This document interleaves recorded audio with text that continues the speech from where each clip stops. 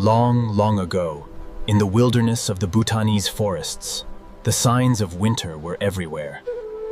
Like the other birds and beasts of the forest, a hoopoe couple was busily preparing for the lean, cold months ahead. While the male hoopoe flew far and wide collecting grain, the task of arranging their stores fell to his wife. One day, as she piled up the grain, a single precious pea, one her husband had proudly brought home just the day before, slipped from her beak.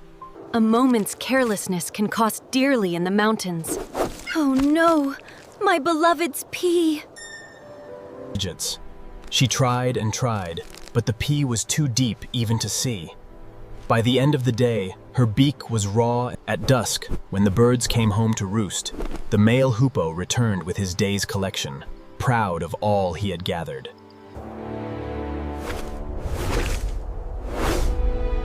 One pea is missing. You must have eaten it, you ungrateful Moringmo. No, my love Fez, it fell. I tried so hard to... He ruffled his feathers and scolded her, and, as if that were not enough, struck her again and again until she moved no more. Instantly, the male hoopoe regretted what he had done. He looked at his wife's still body for a long, long time, in utter disbelief. And so, with a heavy sigh, he lifted his beloved onto his back and began a long, arduous journey. He flew for a long time until he perched atop a tree on a high, sacred mountain. The mountains are the home of the gods. They are sacred and clean-penned. Yet the vultures... For a second time, he carried his precious burden until his wings ached and his body grew heavy, and he rested on a great boulder in a wide plain. The plain is vast, where the paths of 1,000 travelers meet, and dangers abound. For a third time, he carried his wife's body until he reached the banks of a great river.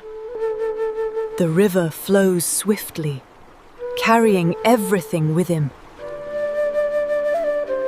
He had spent the whole winter carrying his wife's body, and by the time he decided to return home, it was already early spring. He had spent the whole winter carrying his wife's body, and by the time he decided to return home, it was already early spring.